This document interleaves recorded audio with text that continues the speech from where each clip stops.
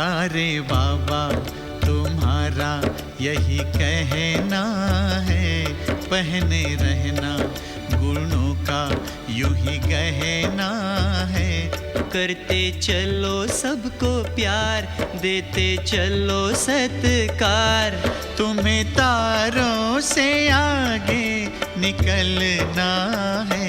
प्यारे बाबा तुम्हारा यही कहना है।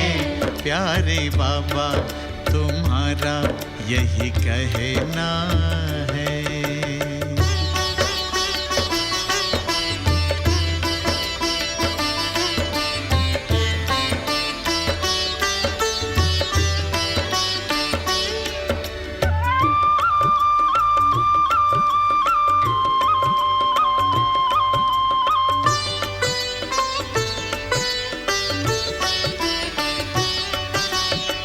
गगन से ऊंचे रखो विचार, धरती जैसा धैर्य अपार। नैनों में रूहानी प्यार, नैनों में रूहानी प्यार। बेहद में रहना, नाहद में ठहरना, सदा नदिया सा बहते रहना है। प्यारे बाबा तुम्हारा यही कहना है। प्यारे बाबा तुम्हारा यही कहना है।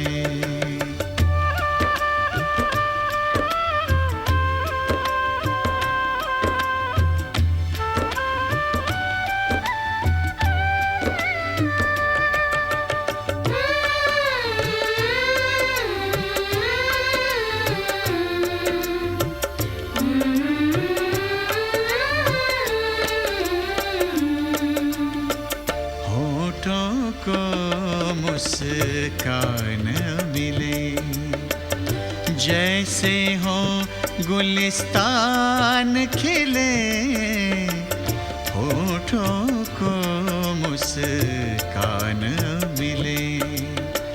जग को जीवन दान मिले, आए गम की न हवाएं। देते रहो दुआएं, नहीं अवगुण को मन में धरना है। प्यारे बाबा तुम्हारा यही कहना है। प्यारे बाबा तुम्हारा यही कहना है।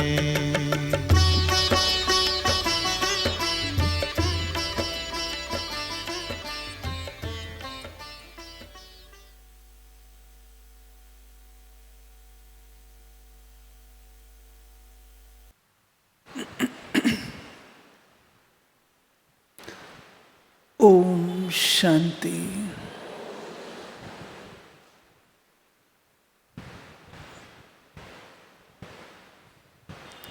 आज का विषय है उदाहरण मूर्त और उद्धार मूर्त।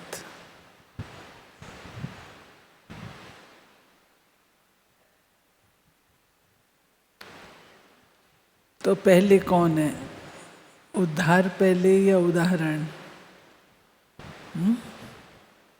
पहले क्या आएगा, उद्धार आएगा या उदाहरण आएगा? उद्धार आएगा। बाबा ने हम बच्चों को विश्व कल्याणकारी बनाया है, बेहद का बनाया है, विशाल बुद्धि दी है, त्रिकालदर्शी बनाया है।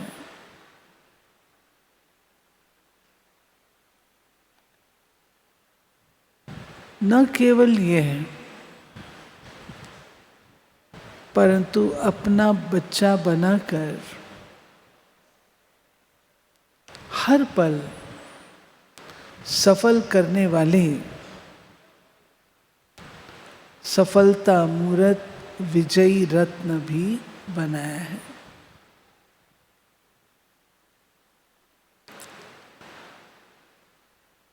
बाबा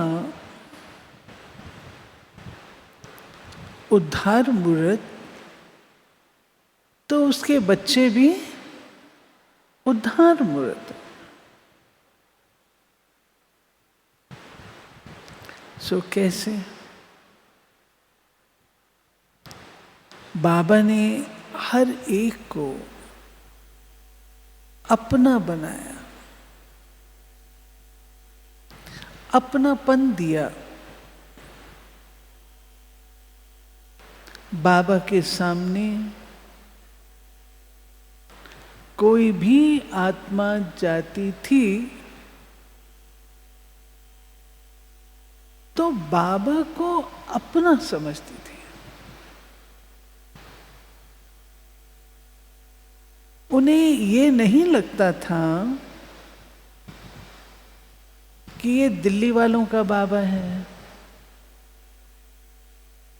बॉम्बे वालों का बाबा है। नहीं, बाबा से अपनेपन की अनुभूति होती थी। वो अपनेपन की अनुभूति वो क्या है, वो कैसे होती है? आप किसी से मिलते हैं तो उसको कहते भाई आपसे हमको बहुत अपनापन नजर आता है। वो क्या चीज होती है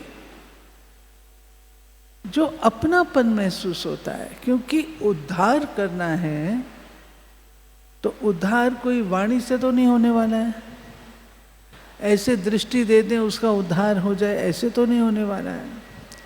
जब तक उस आत्मा के अंदर रियलाइजेशन नहीं आती है तब तक उद्धार नहीं हो सकता है।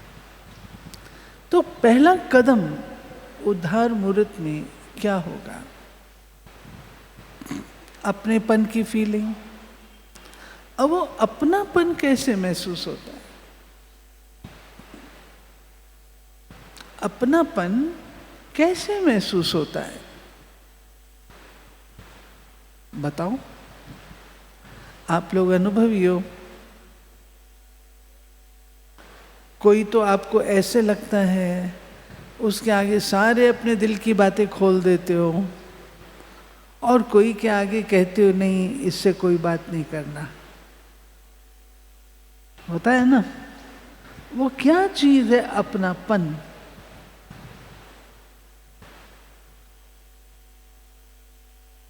क्या चीज है? सोचो सोचो, सोच के बताओ वो अपनापन कैसे आता है? टीचर्स भी बैठी हैं, बताओ हम कैसे महसूस करें अपनापन?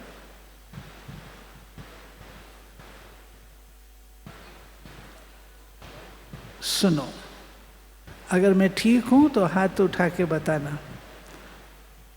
जब हम अपने मन और हृदय को, बुद्धि को बिल्कुल शुद्ध रखते हैं,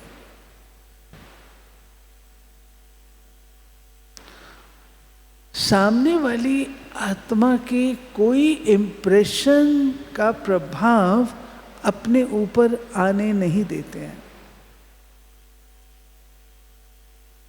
तब जब हम बोलते हैं, व्यवहार में आते हैं, तो उस आत्मा को महसूस होता है अपनापन। मैं ठीक कह रही हूँ? ठीक कह रहे तो हाथ खड़े करके बताओ। ठीक। तो सार क्या निकला? सार निकला भोलापन चाहिए।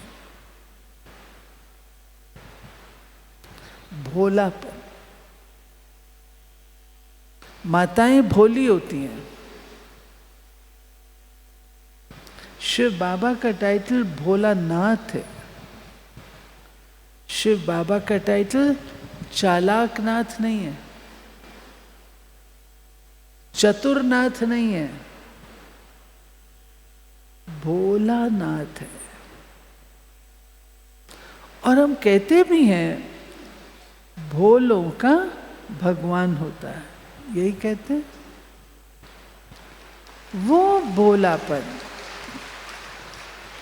भोलापन क्या है?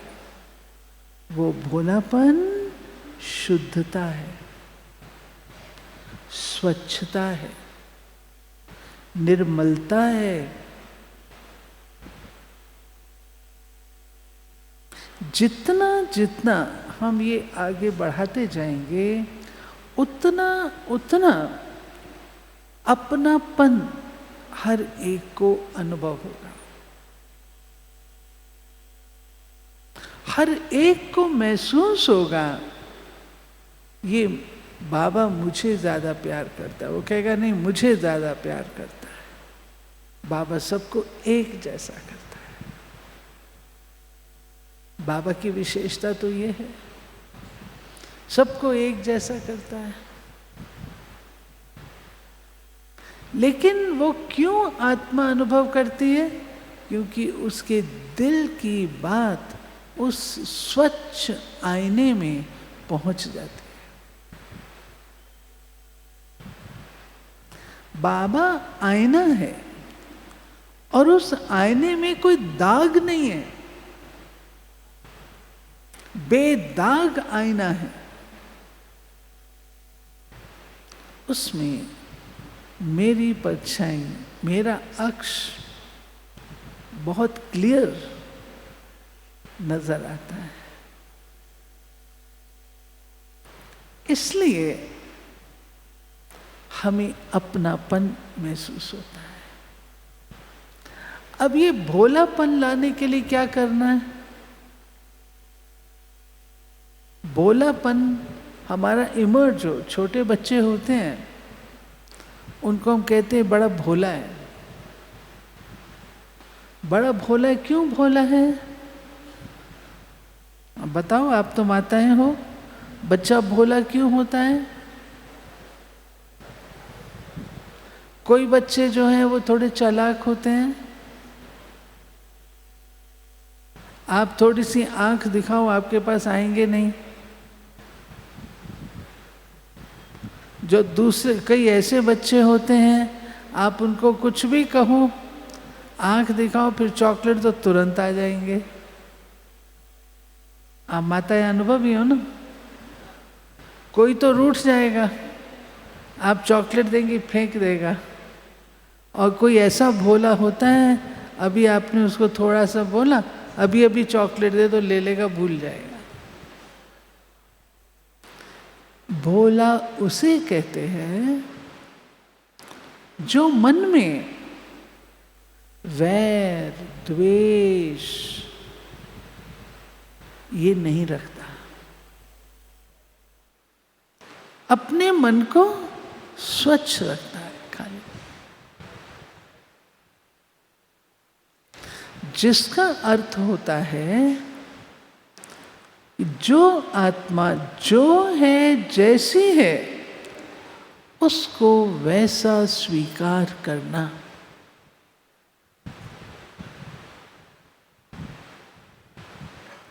बाबा के सामने कई ऐसे किस्से आते थे। बड़ी बहनें थीं, वो कहती थी बाबा ये व्यक्ति ऐसा है, ऐसा है, ऐसा है। बाबा को अच्छा उसका चार्ट बता के जाती थी, ये कितना तंग करता है। जब वो बच्चा सामने आता था, बाबा उसको इतना प्यार देता था, इतना प्यार देता था, वो सब कुछ भूल जाता। बहनें कहती थीं बाबा हमने आपको इसके बारे में इतना बताया और फिर भी आपने उसको इतना प्यार दिया। वो प्यार हमारी सिर पर चढ़ के बोलेगा। तो बाबा क्या कहते थे? ये प्यार का अनुभव ही इसको बदलेगा। समझ आई मां? ये जो बाबा से प्यार इसने पाया, यही प्यार इसके बदलने का साधन बन जाएगा। सोचेगा ना कि मैं ऐसा आदमी, ऐसी आत्मा, फिर भी बाबा ने मुझे कुछ नहीं कहा। तो बाबा के प्रति श्रद्धा भी जागेगी, आदर भी जागेगा और परिवर्तन भी लाएगा। उसका उद्धार हो गया ना, उस आत्मा का उद्धार हो गया ना। एक सच्ची घटना सुनाती हूँ। एक बार एक सेंटर से एक भाई, बहुत अच्छा था, सब प्रकार का सहयोगी था, लेकिन बहनों के ऊपर बड़ा रोब रखता था। मैं आज से 50-60 साल पुरानी बात बता रही हूँ। तो बहनें उससे तंग भी थीं। पार्टी मधुबन जानी थी, तो बहनों ने सोचा ये तो मुख्य भाई है, तो कभी भी जा सकता है, तो उसको पार्टी में नहीं लिया। लेकिन वो कहे मैंने जाना है तो पार्टी के साथ ही जाना है। जिद हो गई उसकी। बहनें फिर परेशान, कोई बात नहीं, आया पार्टी के साथ। तो पार्टी को बाबा से मिलाने के लिए समय निश्चित किया जाता था, बाबा किस टाइम पर मिलेंगे। तो बहन गई, बाबा किस टाइम पर पार्टी को मिलेंगे।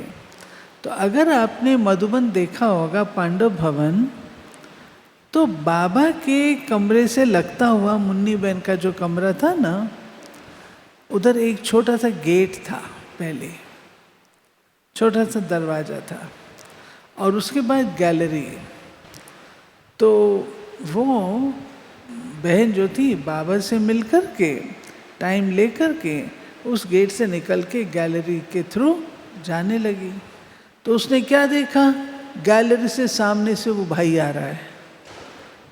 तो वो घबरा गई कि अब ये पता नहीं क्या कहेगा। बहन ने अपना रास्ता बदल लिया और वो पीछे प्रेस वाला टेबल है जो, वहाँ से निकल करके बाहर है। अब वो भाई के मन में क्या आया, ये बहन ने ज़रूर बाबा को मेरी शिकायत लगाई होगी,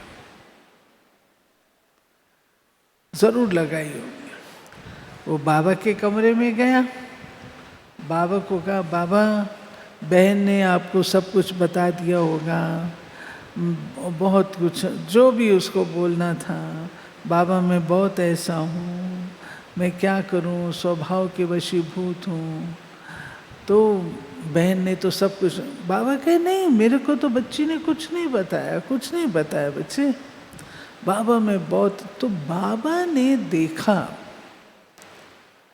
विश्व कल्याणकारी है ना, बच्चों का पिता है ना, तो बाबा ने देखा कि वो आत्मा कैसे अपने आप को परिवर्तन करना चाहती है दिल से, लेकिन मजबूर है, शक्ति नहीं है।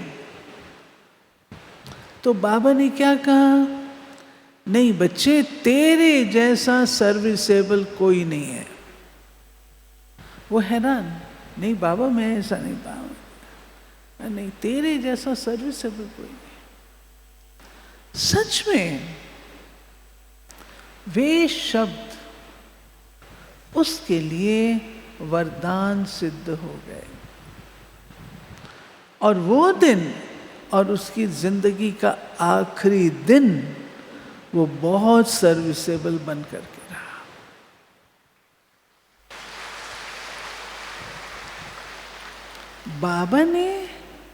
बाबा जो उद्धार मूर्त है, बाबा बच्चों की कमियों को नहीं देखता, बाबा बच्चों की गलतियों को नहीं देखता,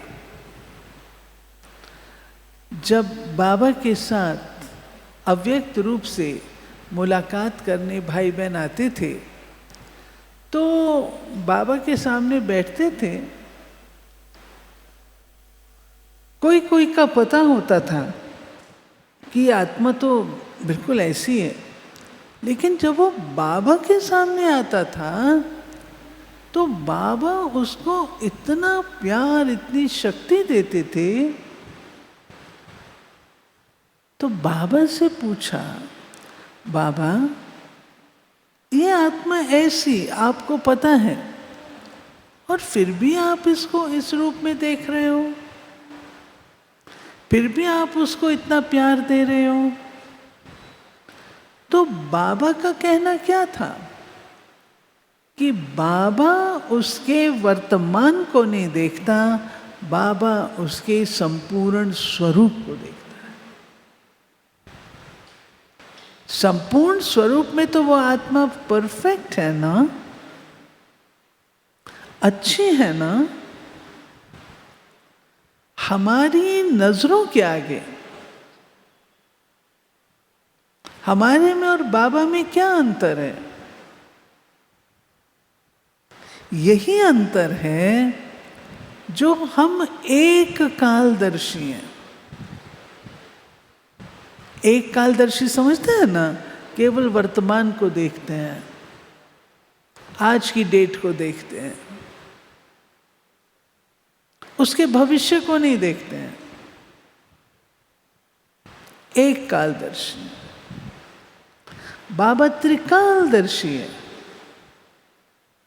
उसके वर्तमान को नहीं देख रहा है, उसके भविष्य को। हमारे और बाबा उस आत्मा के बीच में 3 पर्दे हैं, जिस कारण भाई भाई, परिवार,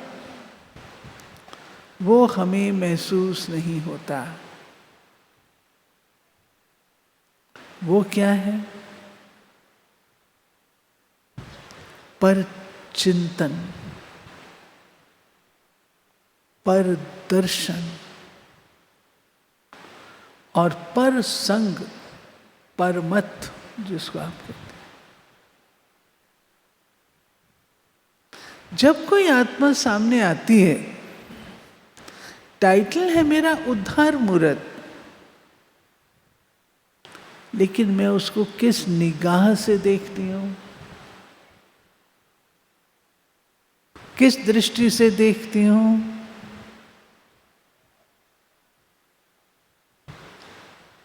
क्या मैं उसको उतने ही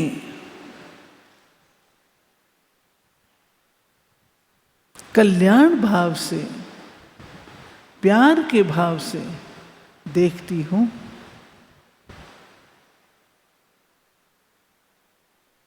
क्या कहते हैं आप? सच्चाई से, ईमानदारी से बताओ। जो बिल्कुल उस आत्मा को उसके ओरिजिनल रूप में देखते हैं, उसकी जरा भी कमी कमजोरी नहीं देखते, वो हाथ उठाओ।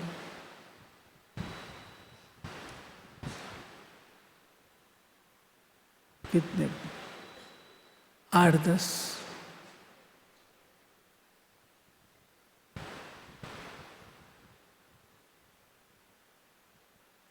ये चार्ट हमको ठीक करना होगा, तब हम किसी का उद्धार कर सकेंगे।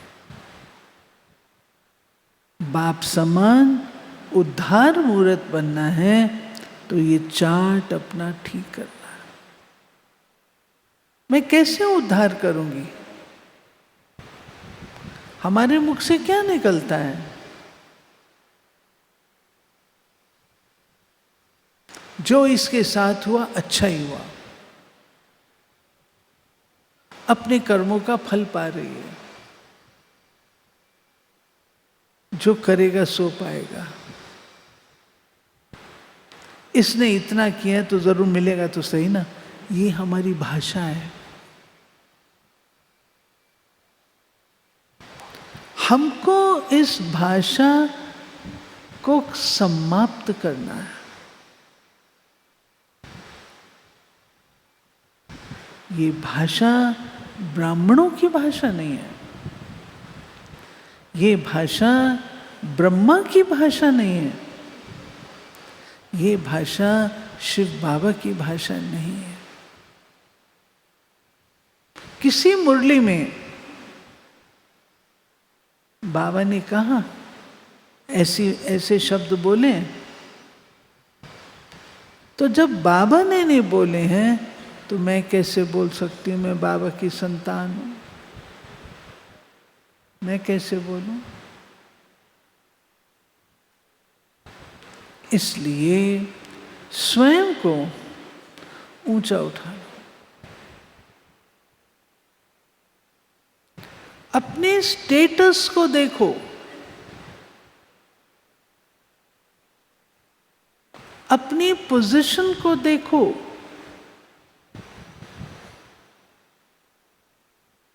बाबा ने मुझे क्या टाइटल दिए, सोचो तो सही।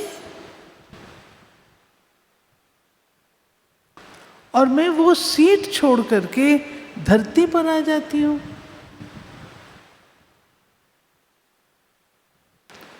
धरती से देखती हूं, उद्धार कैसे होगा?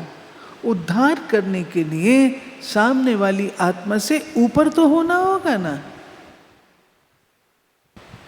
ऊंचा होना होगा ना। अगर समान है तो उद्धार कैसे करेंगे? तो अपनी सोच को, अपने विचारों को,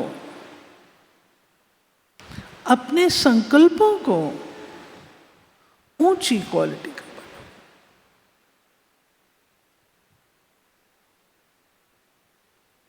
जैसे रॉयल फैमिली कोई भी अनरॉयल काम नहीं करती, अटेंशन रखती है।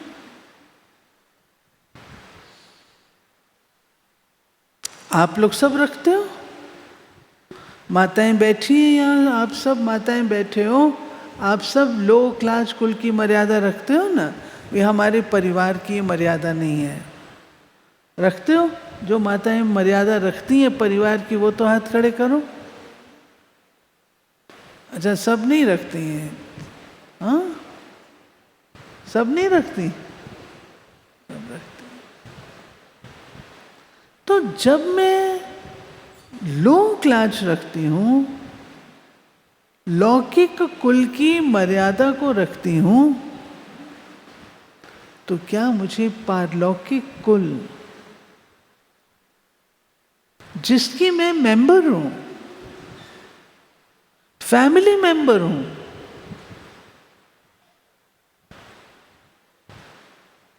मैं बाबा की फैमिली की हूं,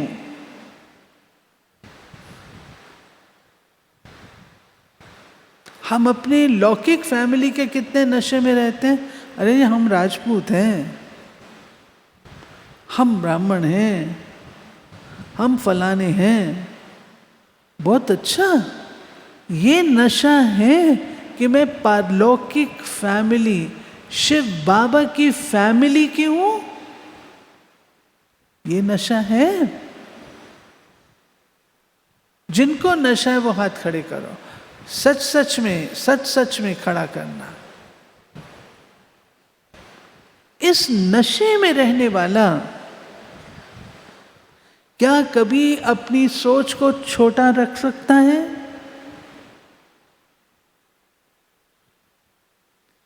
इस नशे में रहने वाला, मैं जब शब्द बोल रही हूं मेरे रोंगटे खड़े हो रहे हैं। मैं बाबा की फैमिली की हूं।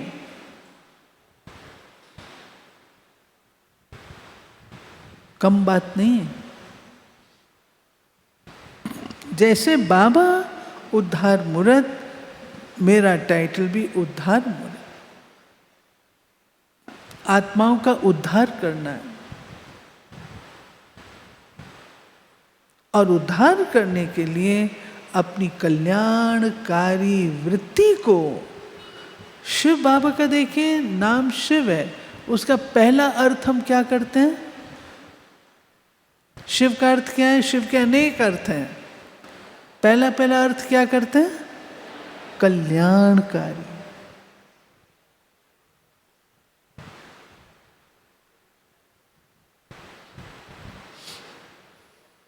हम शिव बाबा के बच्चे, हमारी मनोवृत्ति भी सदा कल्याणकारी। पक्की बात? पक्की बात माताएं? तब आप देखो आप आत्माओं का उद्धार कैसे करते हैं। बदल जाएंगे। आपके 2 शब्दों से बदल जाएंगे। आपकी कल्याणकारी दृष्टि से भी बदल जाएंगे। क्यों कहते हो दृष्टि दो, दृष्टि दो? आजकल दृष्टि पर बहुत चलता है, दृष्टि दीजिए, दृष्टि दीजिए। क्यों कहते हैं? मैं बाबा की नजरों में ऐसे रहूं जो मेरी दृष्टि में इतनी ताकत आए जो बाबा की दृष्टि में है।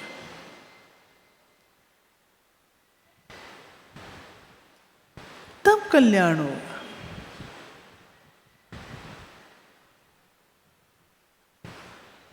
तो 3 पर्दे जो मैंने बताए, पर दर्शन, पर चिंतन, पर मत, ये 3 पर्दे, उससे मुझे मुक्त होना, तब मैं उद्धार मूर्त बन सकता, नहीं तो नहीं बन सकता। उद्धार मूर्त ही आधार मूर्त है।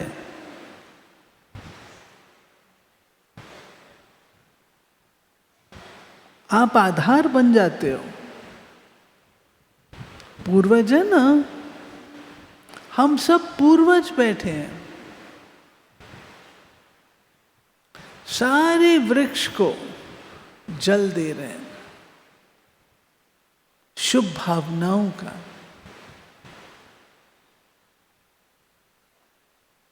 आधार मूर्त। जो आधार होता है वो मजबूत होता है। अगर आधार हिलता है तो सारा झाड़ हिलता है, सारी बिल्डिंग हिलती है।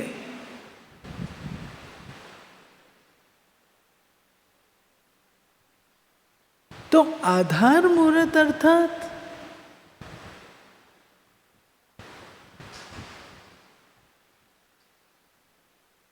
जो निराधार है। नोट करिएगा, अगर आप स्वयं आधारित हैं किसी चीज पर, किसी व्यक्ति पर, तो आप दूसरों के आधार मूर्त कैसे बन सकते हैं?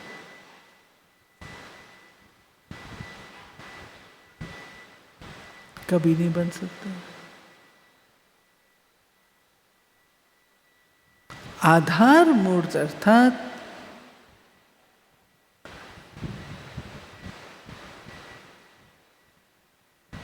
जड़ में बैठना। वृक्ष की जड़ में जो होता है वहां से सब तरफ जाती है, खाना पानी वहां से जाता है। अगर जड़ को ये संकल्प आ जाए, आधार मूर्त जड़ को ये संकल्प आ जाए कि सब लोग वृक्ष की महिमा करते हैं, फलों की महिमा करते हैं, फूलों की महिमा करते हैं, इन सब की महिमा करते हैं, मेरी महिमा तो कोई नहीं करता। सच्ची बात है।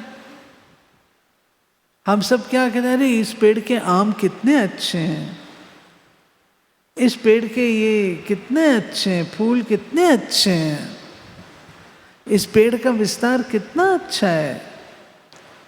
कोई महिमा करता है कि इस वृक्ष की जड़ कितनी अच्छी है? करता है कोई? कोई नहीं करता।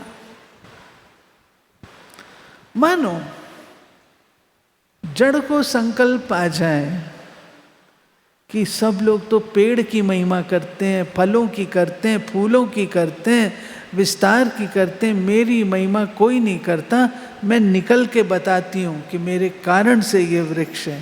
क्या होगा? क्या होगा? वृक्ष नीचे आ जाएगा ना, वृक्ष खत्म हो जाएगा। तो हमारे अंदर जो आधार मूर्त हैं, उनके अंदर एक विशेष गुण की आवश्यकता है। बताओ, अभी मैंने सारा स्पष्ट किया, कौन से गुण की आवश्यकता है?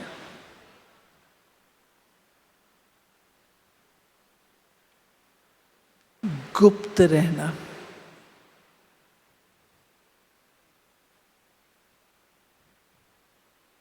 जितना गुप्त रहेंगे उतना शक्तिशाली रहेंगे। और जब ये संकल्प आएगा, मेरा मान होना चाहिए, मेरी प्रतिष्ठा होनी चाहिए, मुझे भी मिलना चाहिए, मुझे ये होना चाहिए, तो ओम शांति।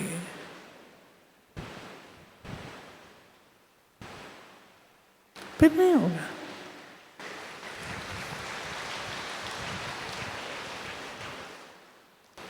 बाबा जब कहता है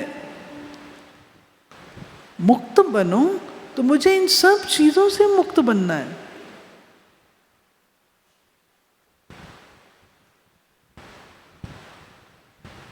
ठीक है?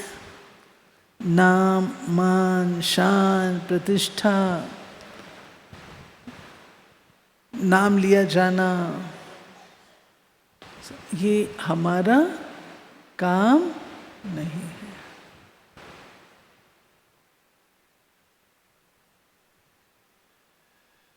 समझ आई बात? समझ आई? भट्टी में क्या करेंगे?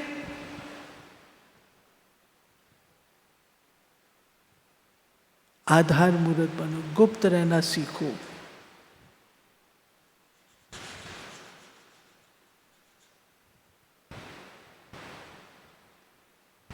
सबका नाम लिया, मेरा नाम नहीं लिया। कल भी मैंने कहा, मेरा नाम लिया, बहुत अच्छा किया, नहीं तो ईर्ष्या पैदा होगी।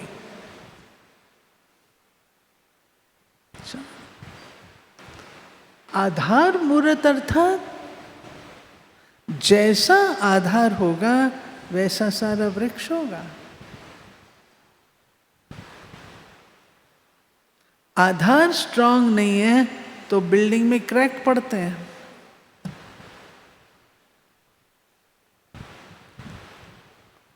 आधार ठीक नहीं है तो झूलती मीनार।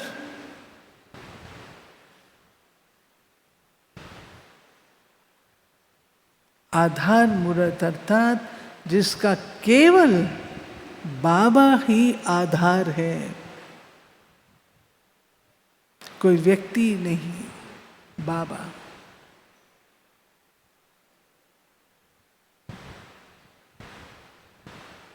ठीक है? इसको पक्का करो। कोई आपका साथ निभाने वाला नहीं है, ये जान लो। जान लो। आपका साथ निभाएगा कोई तो आप स्वयं निभाएंगे, बाबा निभाएगा। इसके लिए अशरीरीपन का अभ्यास करो। हमने मम्मा को देखा, हमने बाबा को देखा, हमने दादियों को देखा, गुलजार दादी को देखा, बेड पर है, साइलेंस, साइलेंस।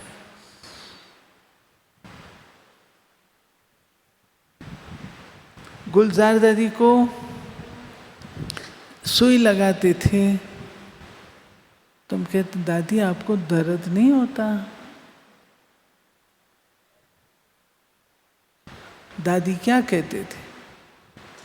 डॉक्टर अपना काम कर रहा है, मैं अपना काम कर रही हूं।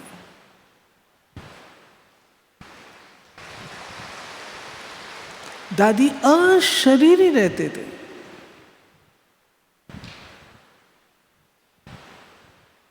और ये पेपर हम सबको पास करना है,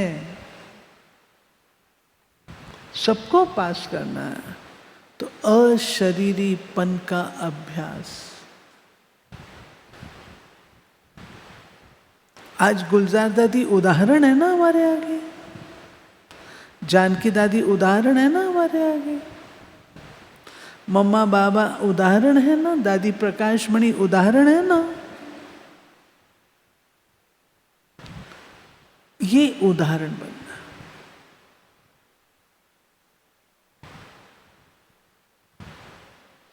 इस उदाहरण बनने के लिए बाबा कहता है सदा बच्चे याद रखो कि मैं उद्धार मूर्त, आधार मूर्त हूं, तब उदाहरण मूर्त हूं। आज हम मधुबन की कितनी महिमा करते हैं, मधुबन में दौड़ दौड़ करके आते हैं, मधुबन के भाइयों की महिमा करते हैं, बाबा भी करते हैं। उदाहरण है ना, हम सब के आगे उदाहरण है ना। ये उदाहरण हमें बनना है। बाबा जो कहते हैं अपने चलन और चेहरे के द्वारा सेवा करो। आपको भाषण करना नहीं आता, हर्जा नहीं है। कोर्स कराना नहीं आता, हर्जा नहीं है। लेकिन चलन और चेहरे को तो ठीक रखना आता है।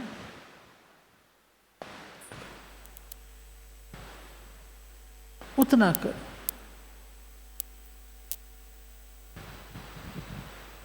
बाबा नंबर इस बात के नहीं देंगे तुमने कितनी क्लास कराई, कितने भाषण किए, नहीं। बाबा नंबर इस बात के देंगे कि तुमने अपने चलन और चेहरे से कितना उदाहरण पेश किया, कितनों को इंस्पायर किया। बाबा वो देखेगा। ठीक है, बाबा ये देखेगा। मुझे तो बाबा का एक वरदान जो आज के टॉपिक को सार रूप में एक सेंटेंस में बताता है। हम लोग छोटे होते थे, मधुबन आते थे तो कई प्रकार की सेवाएं करते थे। बच्चे थे ना, पहले तो मम्मा हमारी उसको देखा करती थी। हम लोग चटाइयाँ बिछाते थे, बर्तन रखते थे, पोंछते थे, लगाते थे, खाने की तैयारी करते थे। वो बचपन के सारे खेल हैं। हॉल में जुतियाँ कैसे लगानी है, वो सब काम किए हैं। सामने सामने किसको बिठाना है, ये सब मनोरदारी सिखाते थे।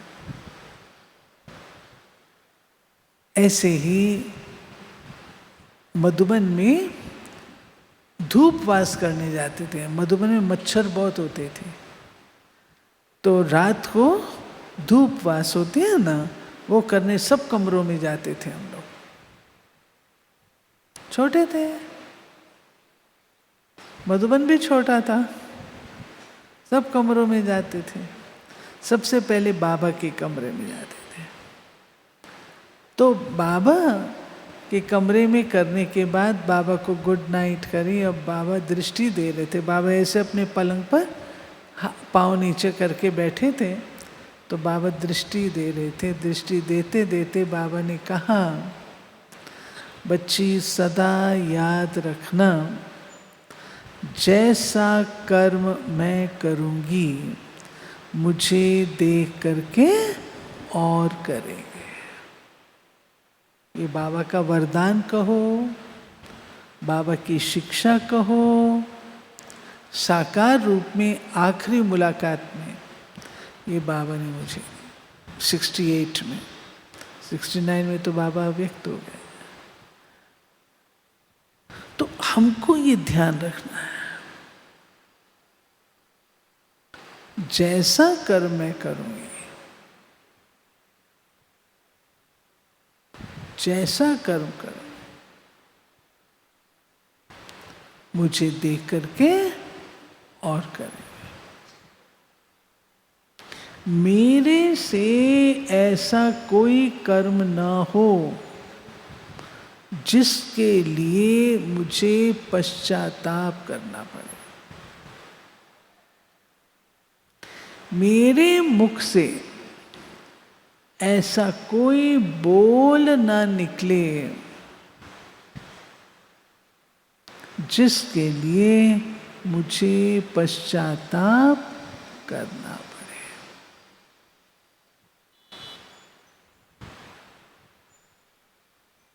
मंजूर है ये बात? मंजूर है? पक्का? अब मैं पूछती हूं, जो बातें मैंने कही आप समझते हो ये जरूरी है, हमारे अंदर है और हमको ठीक करनी है? जो समझते हैं ठीक करनी है वो तो हाथ उठाओ। अच्छा, सभी हाथ उठाए। आप ठीक होने तो आए हैं ना, भट्टी में ठीक होने के लिए तो आए हैं ना। तो भट्टी में अपन को ठीक करने के लिए थोड़ी रियलाइजेशन करें।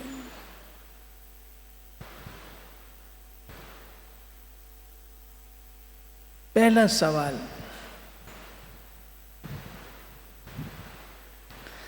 क्या मैंने स्वयं को उदाहरण मूर्त बनाया है?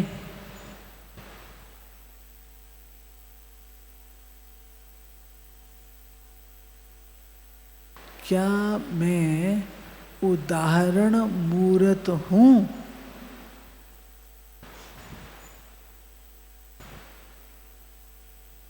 क्या बाबा मेरा मिसाल दे सकते हैं कि बनना है तो ऐसे बनो?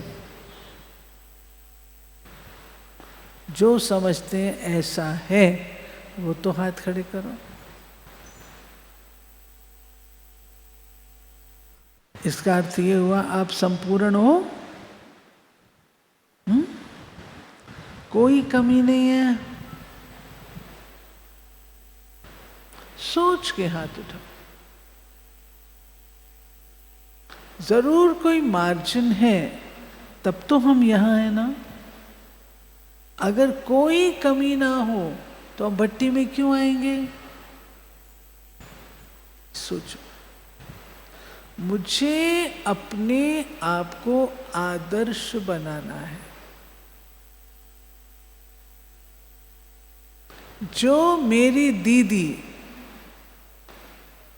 जहां से आप आई हो सारी क्लास को बोले कि बनना है तो ऐसे बनो, ये सर्टिफिकेट किसको प्राप्त है? वो हाथ खड़े करो।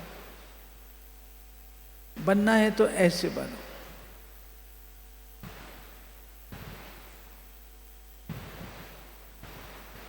थोड़े ये पुरुषार्थ हमको करना है। और आप क्या सोचेंगे, मुझे अगर बनना है तो कैसे बनूं? बाबा जैसे।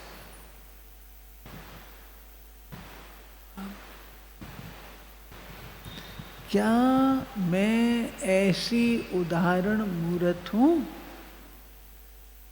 जो दूसरों को उमंग उल्लास में ला सकूं,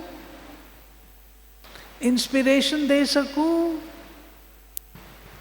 क्या मेरा जीवन ऐसा सर्टिफिकेट बन गया है?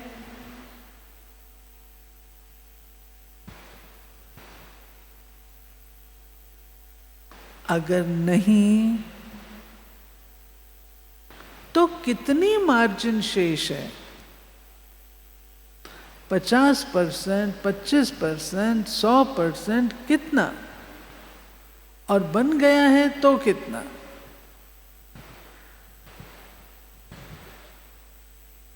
कितना मैंने बनाया?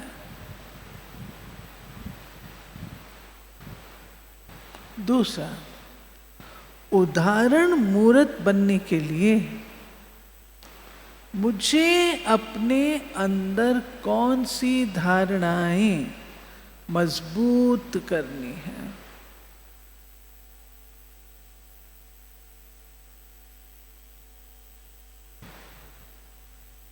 चेक करो, हर एक की अपनी अपनी होगी।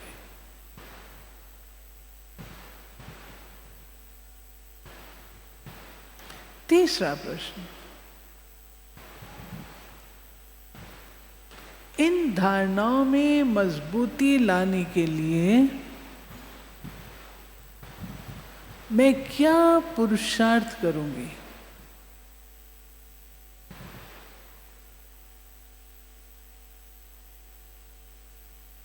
स्पष्ट हो रहा है ना? चौथा, उद्धार मूर्त के लिए मेरी मनसा कहां तक तैयार है?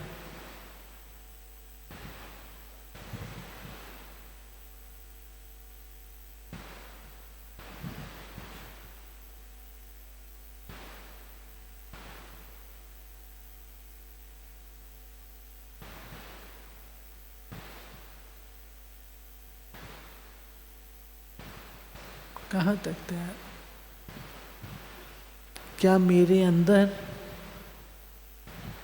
100%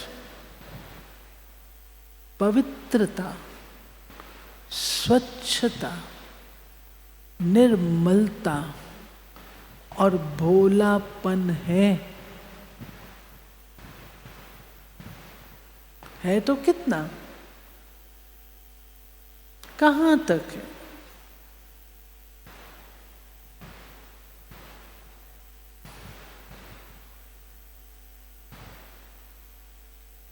तीसरा, नेक्स्ट, पांचवा,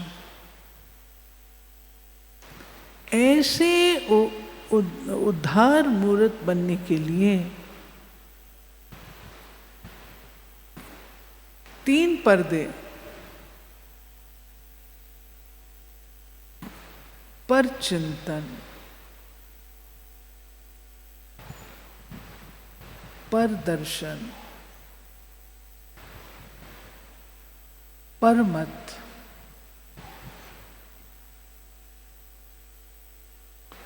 से मैं कहां तक मुक्त हूं?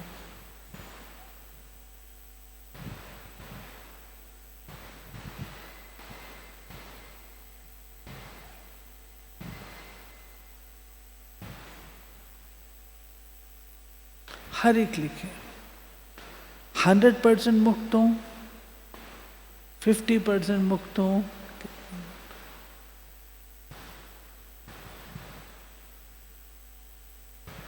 नेक्स्ट, आधार मूर्त। मुझे कोई आधार तो नहीं है, मेरा कोई आधार तो नहीं है। क्या सच में मैं निराधार हूं?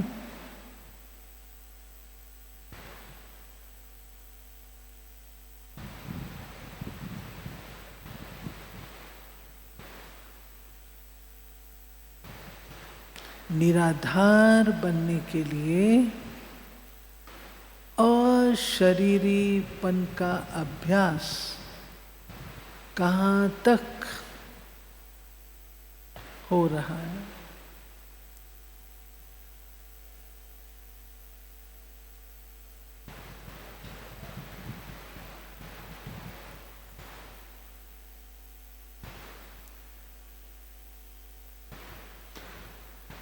हमारा पक्का ध्येय अशरीरी का है।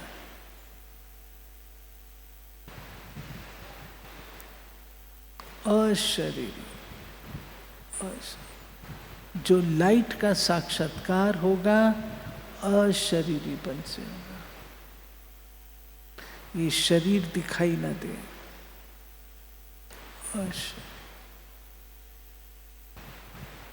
अशरीरीपन की कहाँ तक अभ्यासी हूं?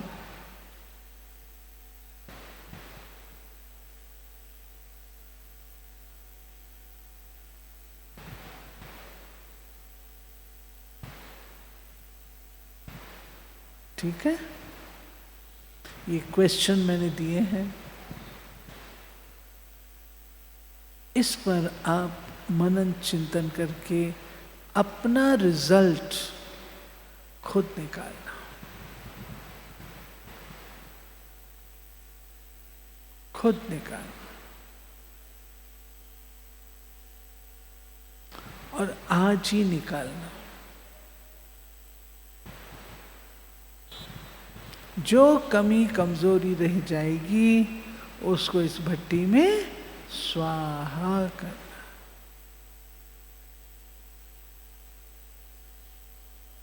ठीक है? ओके। ओम शांति।